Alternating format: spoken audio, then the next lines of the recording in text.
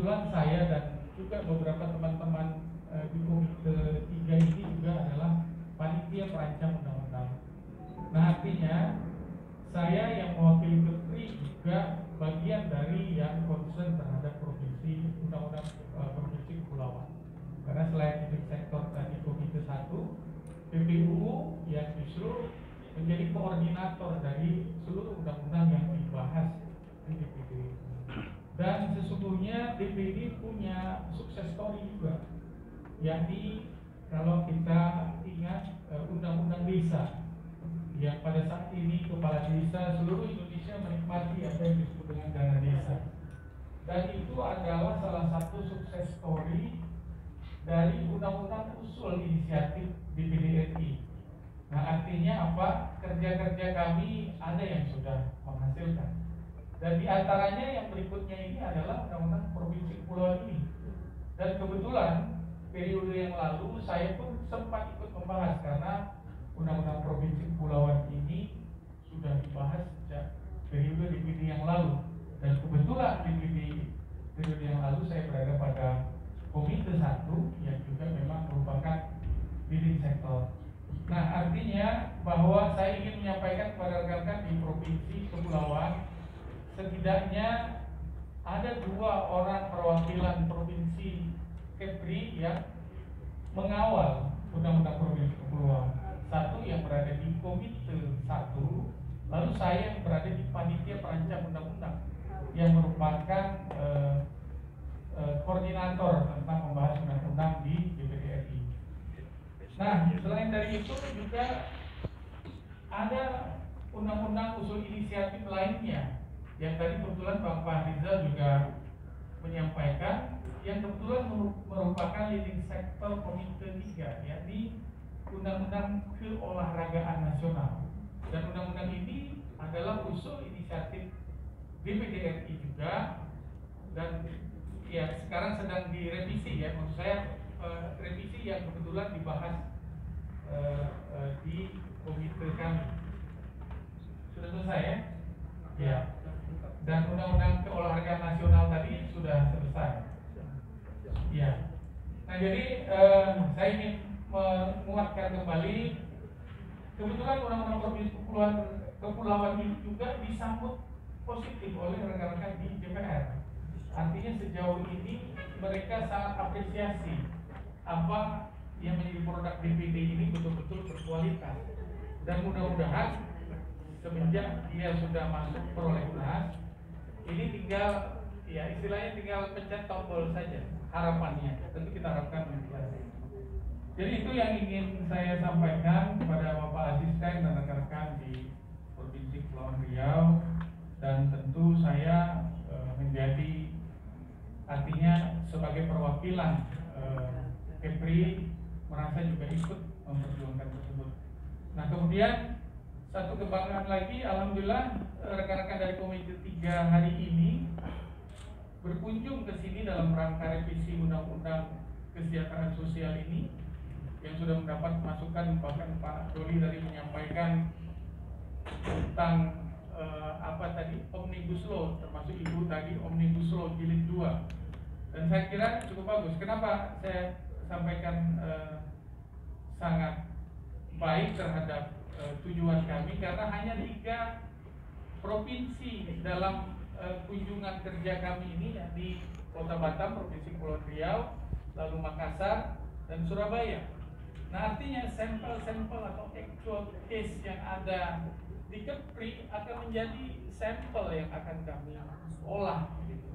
Artinya ini sebuah nilai tambah bahwa di antara revisi undang-undang daerah tujuan yang kami lakukan adalah Provinsi Kepulauan. Itu saya kira saya tidak panjang, itu saja. Cuma ada satu hal nih, terutama buat rekan-rekan rombongan, saya minta maaf dan pimpinan. Kebetulan, dan ini tidak membesar-besarkan, hari ini salah satu tokoh Tanjung Umar, Raja Ibrahim, meninggal dunia. Dan saya diwasiati untuk turun ke liang lahat. Zuhur sudah hampir, bahkan mungkin sudah. Jadi saya minta izin untuk menuju Tanjung Umar karena akan ikut pilih yang lahan takut orang menunggu begitu karena wasiat tadi. Jadi saya mohon pamit, tapi nanti mudah-mudahan setelah itu saya bisa bergabung kembali dengan rekan-rekan dan pimpinan rapat pada hari ini. Setelah itu saya berpikir. Demikian, terima kasih. Wassalamualaikum warahmatullahi wabarakatuh. Waalaikumsalam warahmatullahi wabarakatuh. Terima kasih.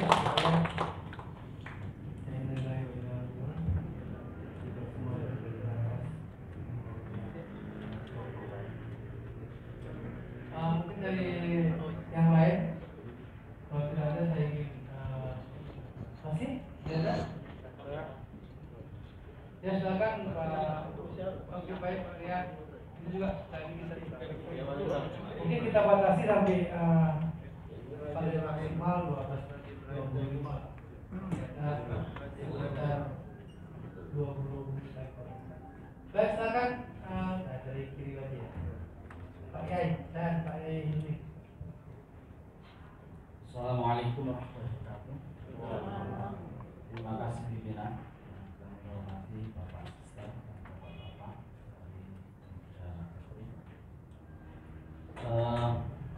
tidak banyak yang saya sampaikan. Saya sudah mendengar masukan dari Bapak itu luar biasa.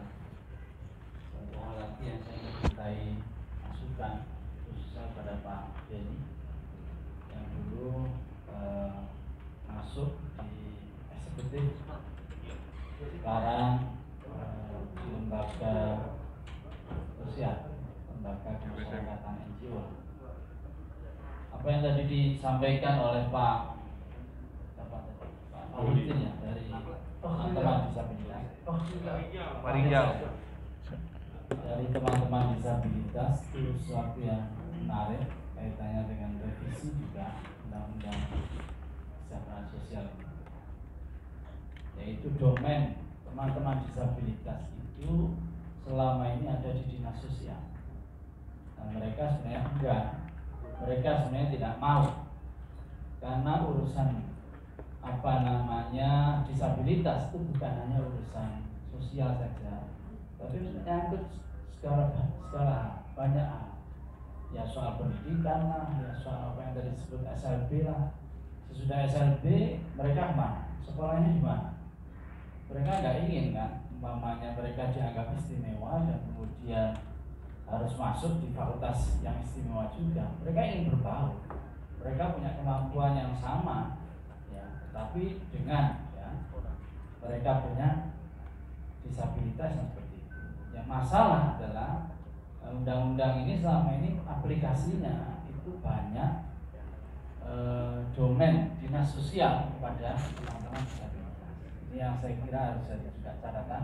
Nah, saya ingin pendapat dari Pak Denny terkait dengan hal itu. Saya kira itu pimpinan. Terima kasih. Terima kasih Pak Yai. Silakan Pak Bambang. Assalamualaikum warahmatullahi wabarakatuh. Yang dan salam sejahtera semua yang hormati pimpinan rapat, ketua rombongan, para rekan DPD, juga yang menghormati, yang bapak ibu, para undangan yang saya muliakan. Alhamdulillah pada saat ini kita mendengarkan masukan-masukan dari bapak ibu sekalian tadi, rasanya banyak sekali yang menyentuh mendasar yang perlu mendapat perhatian kita semua dalam hal penyusunan entah itu revisi maupun penggantian undang-undang. Ada beberapa catatan yang mungkin perlu kita kasih Pak Ketua. Artinya tadi masukan-masukan banyak sekali. Kaitannya masalah yang penting adalah bagaimana kita menyusun undang-undang nanti dalam aplikasinya itu bisa lebih fleksibel di lapangan. Ini yang perlu kita selesai. Karena apa? Banyak aturan-aturan dan perundang-undang kita itu justru menurut saya bikin plus di lapangan. Itu yang mungkin harus jadi satu catatan. Yang kedua mungkin itu ada klaster penyelesaian. Kita klaster dulu akhirnya ini mungkin berbeda-beda di dalam solusinya. Contoh masalah sosial untuk anak, cara berbeda dengan orang dewasa. Ini adalah suatu klaster di dalam penyusunan ataupun rencana penyelesaian suatu permasalahan sehingga nanti bisa terbagi siapa dan berbuat apa. Yang ketiga tentunya tadi disampaikan dari masalah lembaga juga perlu dipastikan karena nanti supaya jelas, karena penanganan sosial itu justru yang banyak lebih berperan itu justru di swasta. Kami di Solo ada lembaga Lentera yang mengakomodir anak-anak dari keluarga yang dari AIDS.